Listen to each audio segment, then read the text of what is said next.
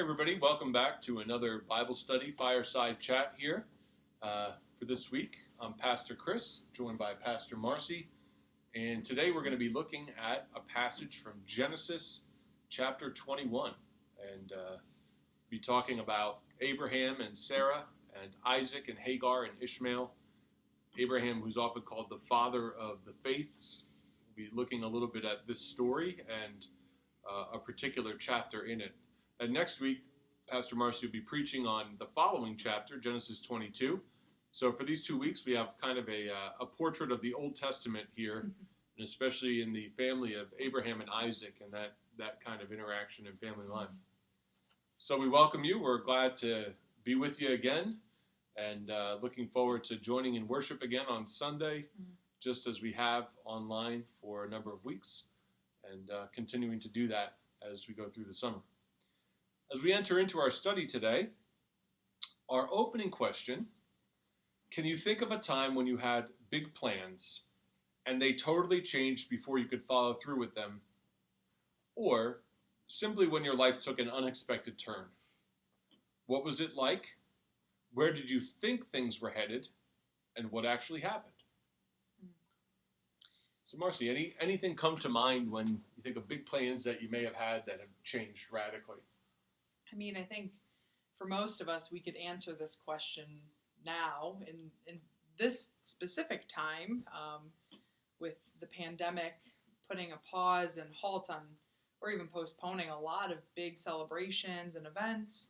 But if I were to step away from 2020, I think I would answer this when I was looking at what I was going to do after college. I was a senior at Hope, and I had looked at being at this is when like social media was just starting to get really big, and I had looked at being, working at a social media firm, and I had like all these plans, like, yep, I'm going to work in Chicago, it's going to be great, I'm going to live this like really cool social media life, and felt this big nudge to look at seminary, and in that, contacted mentors, family, friends, and just this overwhelming, we see gifts of ministry in you.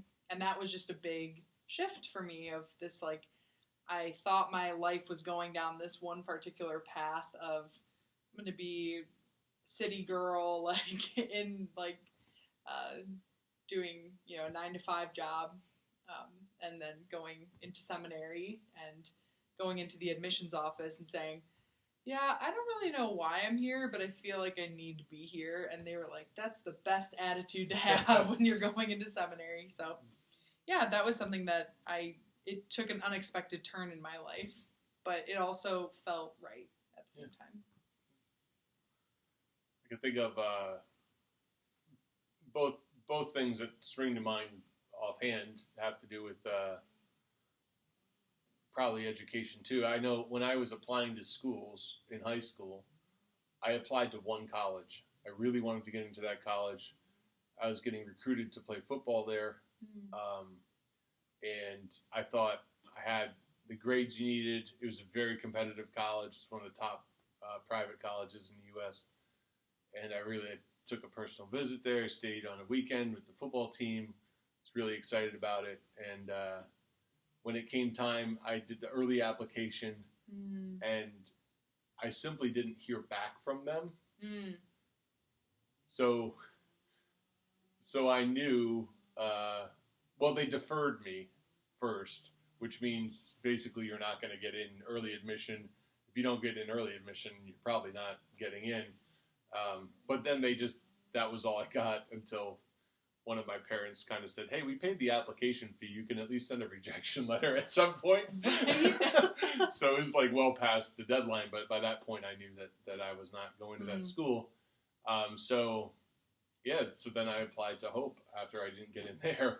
So that was a big change for me. And it took me a couple years at college before I stopped.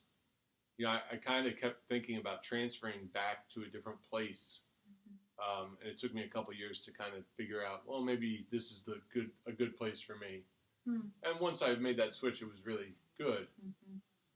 But a similar kind of plan happened in seminary. I thought I'd come back to New Jersey for seminary and then go work in Michigan. So I'd be around my family before I started my career.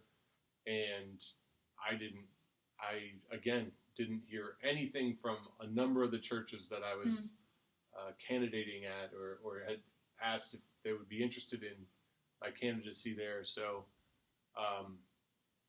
just kind of ended up with the one church where I interviewed, and that worked out. And I've told people before that after I accepted that call, I heard from a number of other churches that they wanted to bring me in for a interview. I was one of their final candidates or something like that, and said, you never responded to me for 3 months.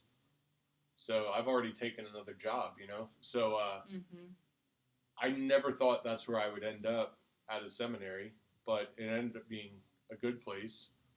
And interestingly enough, Ellen and I both, before we came to Del Mar, we had never really talked about it, but both of us figured we'd end up in upstate New York, at a church upstate New York.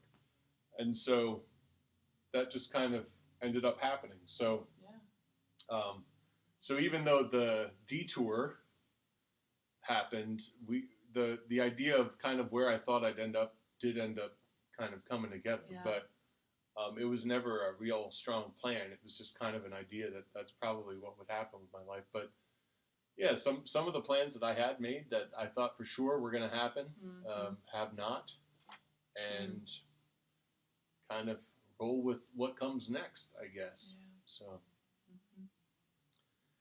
So we're going to enter into our focus on the text here, and I realize that as I do this, I do not have a Bible, so I'm going to grab one, and maybe Marcy, you could just read the little background information on number 1, and I'll be back in just a moment.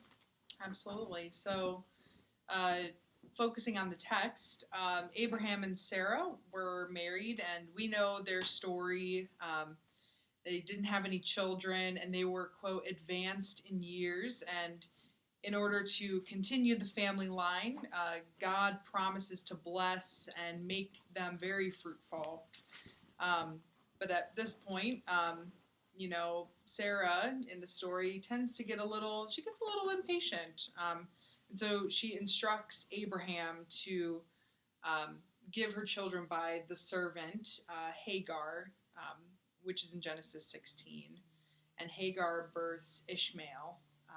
And this is when things kind of change in the story, because then Sarah, she then becomes pregnant. And we hear of she laughs when she hears that God is actually going to, still going to happen.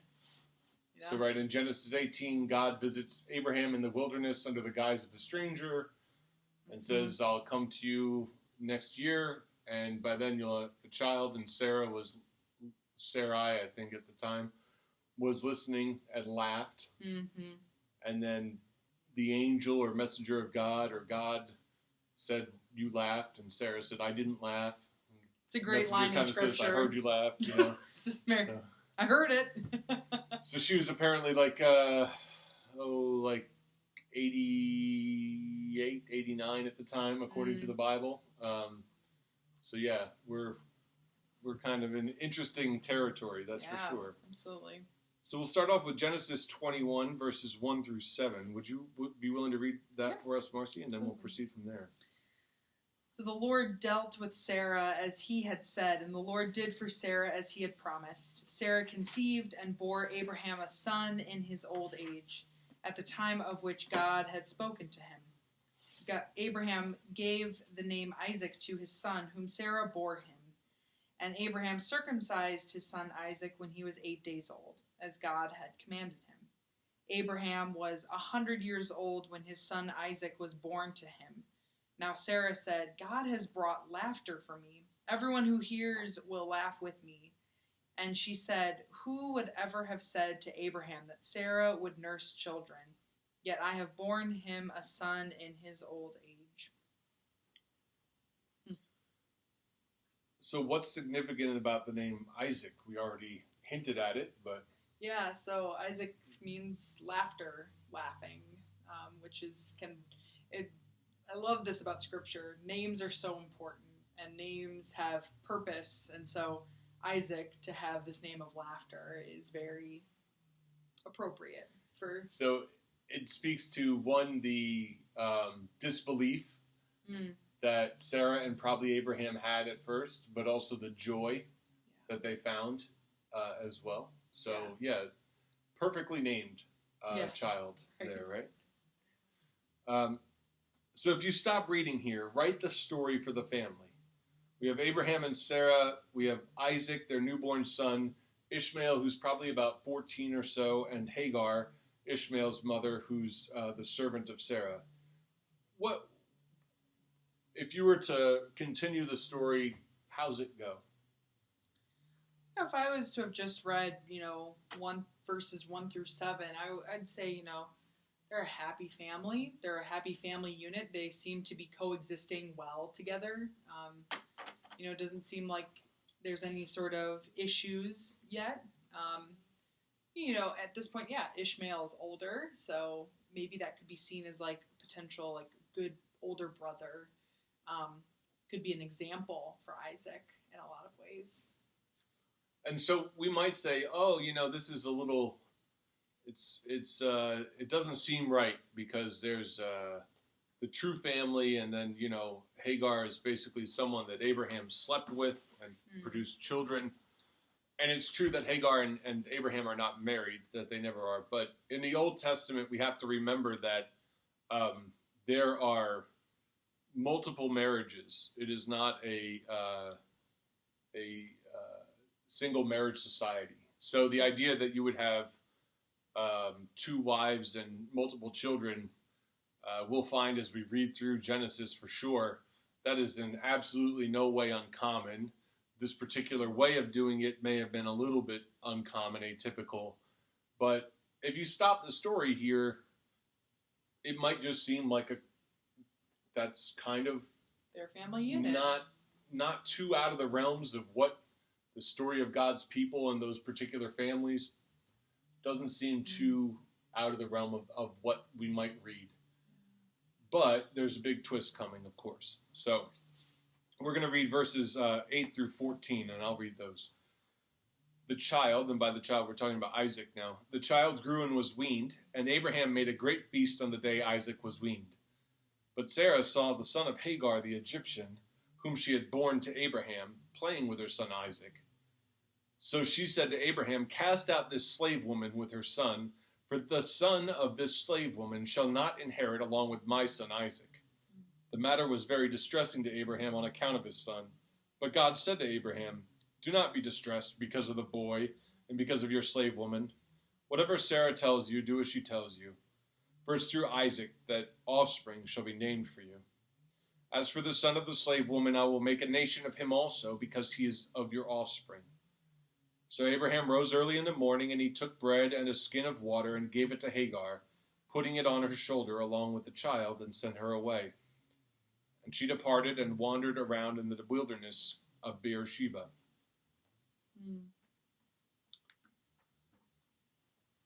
So what happens here? Why does Sarah want Hagar and Ishmael to be put out? I mean, from what it's saying, doesn't want Ishmael to inherit the birthright from Abraham. So this is important, right? Yeah. So we're not just talking about money. God promised Abraham massive descendants. Yeah. And so now Ishmael is a challenger to Isaac for that blessing, that birthright. Right. So I think there is that piece. I also wonder if, seeing Hagar and Ishmael is like a reminder for Sarah that she didn't trust God. Like, maybe that's just their simple presence is just this constant reminder for her that, and we of her own failing. Yeah, we don't hear that in Scripture, but I can wonder about, just that reminder. She failed. I was supposed to be patient and wait and trust God. Yeah. And I did for a long while. Yeah. But eventually I stopped and took things into my own hands. Uh-huh. And that's when it went awry, right? Yeah. So one of the interesting passages in what I've read, Marcy, is this idea that Sarah sees Ishmael with Isaac. And there's a verb there that the NRSV translates playing, but others very forcefully translate mocking. And if you read Paul, Galatians chapter 4, verse 30, he says persecuting. Paul makes a huge leap. But the word that we're talking about can be a verb to say laughing, play sport, or mocking. So if you figure Isaac, who's been weaned, is probably 2 or 3 years old, and his brother's probably 16 or 17. Picture if you had a 16-year-old and a 3-year-old. 16-year-old might be playing and giggling. He might play keep away with the little one. It seems like a very natural brotherly context. Laughing with might not give the fullness of it, but when Bibles, which a lot of other translators say mocking, that seems on the other side a little bit unfair too. So it's somewhere in the middle, and it almost seems like when Sarah saw Ishmael and Isaac doing what brothers do, that seems kind of like what the context is. I'm not going to say Paul is wrong, but I'm just saying that when we read Paul's comments that Ishmael persecuted Isaac, that's very strong, and we read that into this passage. That's not here. It's just we would have no reason to believe it was that strong on its own. Right. But people have made whole justifications for why you would kick Hagar and Ishmael out of your sight, because Ishmael was a danger to Isaac or something like that. And it might have been the case, but it just isn't here. You would have to add a lot into this passage to definitively say that is all. Yeah. So it's good to leave room for interpretation somewhat, but if we just read what's on the page, we just see that, it seems like Sarah is not happy that there's a challenge to the birthright, maybe sees a sign of her own failure or her own unfaithfulness, maybe is concerned for her son. That could be too, for his safety. We don't know. Yeah, and I mean, I can't imagine what that must be like to know that there's been another woman with your husband, like just that piece as well. Granted, I know this is cultural and right, so that's different than in our modern American culture. That seems like there'd be a lot of issues there, but that's one thing that definitely we see play out a lot, and there's often conflict between these interfamily families, but this is pretty extreme. And so Sarah tells Abraham, kick him out. And how does Abraham respond? And how is his kind of how is he ultimately kind of brought along into Sarah's advice? I mean, so from Scripture it says that he was very distressed about this matter. So I'm guessing, he's grown up with Ishmael. Like, he's watched Ishmael grow up, and, he has this like strong connection. Maybe he's surprised by it. Maybe it's coming out of nowhere. Maybe this is something that is like, I've been seeing this, see this happening for a long time. But it's God who's the one who is basically like, listen to your wife. She's right. Don't be afraid of what's going to happen to him. Which, in some sense, that's really comforting for Ishmael. Like, he's going to be okay. But it's also like, that's harsh. Like, so God endorses this break, right? And God says, "I'll make a great people of Ishmael too, but it's going to be Isaac through which your line is blessed." And so, God kind of endorses this whole thing, which some have taken this theological meaning to say this just shows you that God blesses God's efforts and not ours, somewhat. In other words, Ishmael is the product of humans taking their own advice. So God eventually distances Ishmael and Hagar from the line. We might read that in, that sometimes when we act in counter ways to God, God doesn't bless that. But, we want to see God's grace somewhere here. And I suppose there's a little bit of that in saying that they're going to be okay. But it does seem pretty harsh that there's this division, this break. And once again, so the first time we hear of Hagar, she flees to the wilderness on her own accord. And this time she's being pushed there. Right. She's being pushed out. Right. But they provide for her. They give her a loaf of bread and some water. So a skin of water. Which is basically a Dixie cup of water. Maybe more than that. But, maybe like the way I think of a skin of water, if you think of like if you've ever filled up a hot water bottle, like a rubber kind of thing that you, I don't know that many people use those anymore. Do you know what a hot water bottle is? Yes. Is that something common yes. to you? Okay. So if you had like 2 of those and drape them over your shoulder, like a bladder of water, right. like some sort of a container of water. On one hand, it's the desert, so there's not a whole lot of water available. On the other hand, you still have to be able to walk. But it's not like they gave her a donkey or anything to carry some of this stuff. They basically gave her a loaf of bread and some water and turned her out into the wilderness. So I guess you can say that Abraham really trusted God. God said, I'll take care of them. And Abraham's like, good. We'll give them a cup of water and a piece of bread, and let them fare on their own way. But it's not as if they tried to help that along. And some commenters say, well, they rose early in the morning knowing that would be the best time to depart. Like, you can try and soften it up any way you want to, but Hagar and Ishmael are abandoned by Abraham and Sarah in the wilderness, in the desert. So what happens next? Marcy, would you read Genesis 21:15 through 21? Yeah. When the water in the skin was gone, she cast the child under one of the bushes.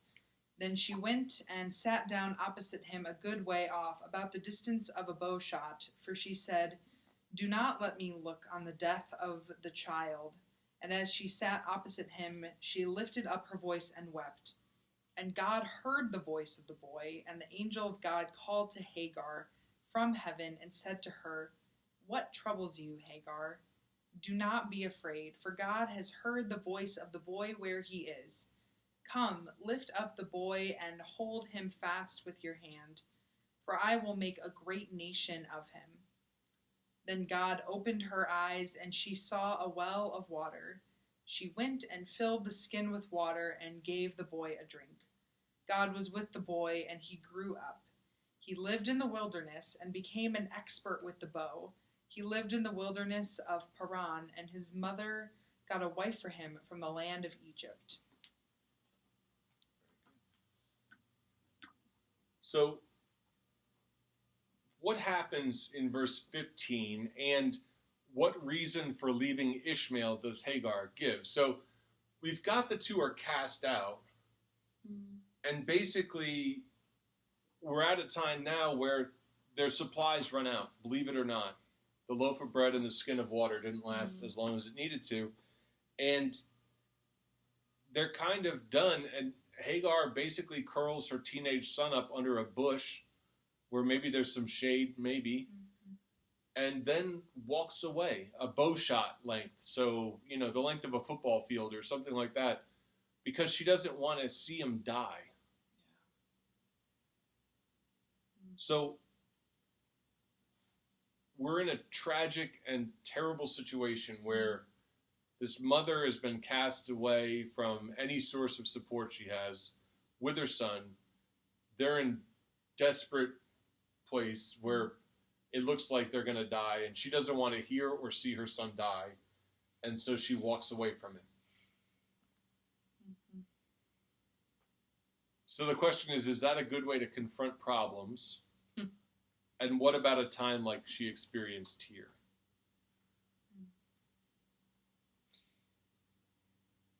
I think there's something to be said about, self-preservation in this. Like, she's already gone through so much as a slave girl, slave woman. This might just be her breaking point. And I think there is, she's very human in this. And do I think she's doing something wrong by not being able to look? I don't know. I can't tell if that's wrong or right. But I do think she's doing what she is.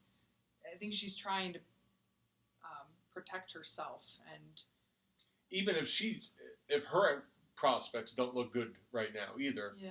But yeah, they're in kind of their final days, and I think I agree with you. I don't have this in me. I can't watch my son die. As a pastor, I've seen sometimes when somebody is in their final days, a family rallies around that person in the hospital. Mm. And occasionally there's one family member who's absent. And oftentimes it creates a lot of anger from those who are present. Mm. But sometimes family members just can't do it. They can't see their loved ones die. And it's sad. At the same time, it's understandable that somebody is grieving so deeply that they don't want to surround themselves with that image. And so I think sometimes we judge it really harshly, saying, wow, they really didn't care at the end. No, they did. They just couldn't bring themselves to be there and witness it, because they already have witnessed all of this other stuff. So, and it's not like she isn't grieving, because she's weeping. She's weeping. She's weeping, yeah. So, so she sees it as a foregone conclusion. She's grieving her son's death now, while he's still alive. Right. So, what happens in the verses to come, in verses 17 through 19? And what message might it offer us about God's presence in our lives? So Hagar's at a distance crying, and then all of a sudden God seems to intervene. Mm. And what is it, Marcy, how is it why does God intervene? What's the reason? I mean, he hears the voice of the boy. So there's something in the sense where God is attuned to Hagar and Ishmael, specifically Ishmael. When Hagar was in the wilderness before, God came to her in the wilderness, and once again, God is with them in the wilderness, intervening, and promises that Ishmael is going to be a great nation. What? Like this boy who's he's curled up under a bush, almost dead. Yeah, he's going to produce a great nation. So here's God when it seems like there is nothing around them. They are in the wilderness. There's no grace. There's no compassion. There's no resources. There's no survival. Mm-hmm. And God shows up. Even after endorsing the split, God still shows up here. And I meant to go back and look at the roots of Ishmael's name, but I know that it means something like... Yeah. Did you look at that? Yeah, so Ishmael is God hears. God hears. Yeah. Isaac is laughter. Yeah. We know why Isaac is laughter. We haven't figured out Ishmael's name until right now. Yeah. God hears. And Hagar's name means to flee. To flee. So it's she has and has been forced to. Yeah. So, so much here. So much to be said about these names. Pretty incredible. So here God shows up again. And for us modern day readers, it doesn't seem like God shows up the way we wanted God to in the first place, and to kind of make everything better before it got bad.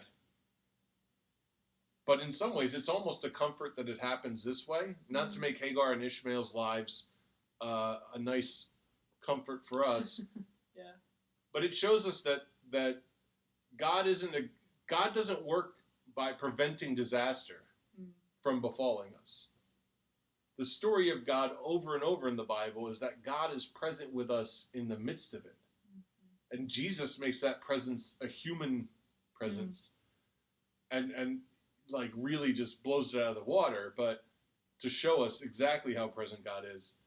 But that God's steadfast presence isn't like a bubble that surrounds us, keeping everything bad away from us. Bad things befall God's people over and over in the Bible. But God's presence continues. Yeah. And I love that, once again, God comes to Ishmael and Hagar, do not be afraid. With God's presence, we need not fear.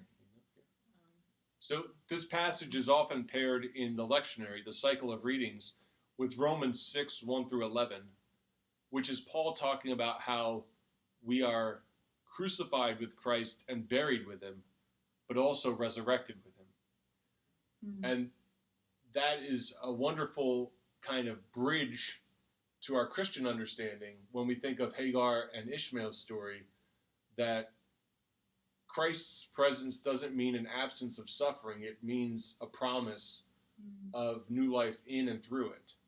Right? So just incredible comfort to be offered in that way. But as we conclude our kind of focus here, I love the end of Ishmael's story.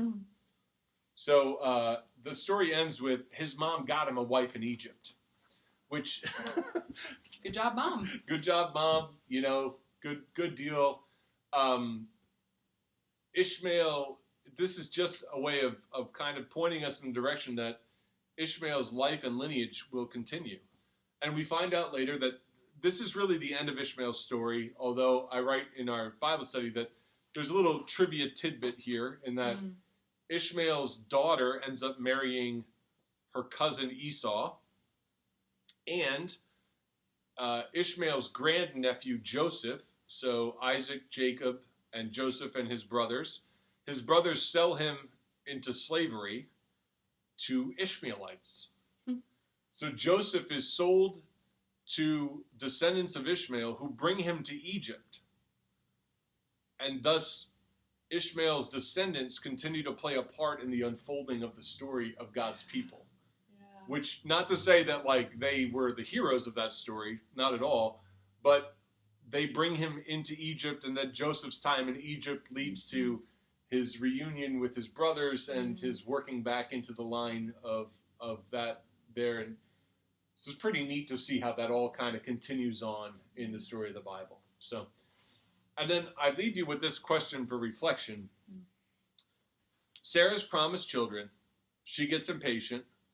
Along with Abraham, she makes decisions that have big consequences for her family, not necessarily positive. How do we balance waiting on God with, sometimes necessary, proactive action? So it's a story of our lives, right? It's trying to discern God's call or guidance for us, but also knowing that God, I'd like to say God opens doors, but it's up for us to walk through them oftentimes. So when do we wait on God? And when do we say, God is pushing me to move the next step? So I can understand why Sarah thought, we were promised children, we didn't have them. It must mean that Abraham's supposed to have children with my slave. Didn't work out well, that decision. But on the other hand, sometimes we get paralyzed waiting for God to act when God is providing us opportunities all over the place to do what we're asking God to provide. And we might miss them because we're waiting for God not just to provide the opportunity, but to do it for us. And so there's a tension there. So that's my question for reflection for all of us as we think about this and go forth together. May your Bible studies be fruitful, and may God continue to speak to all of us through his holy word as we read scripture and think about God's presence in our lives, God's guidance for our lives, and how we live out this life of faith. I pray that you are blessed in all of that. Until we see each other again, take care.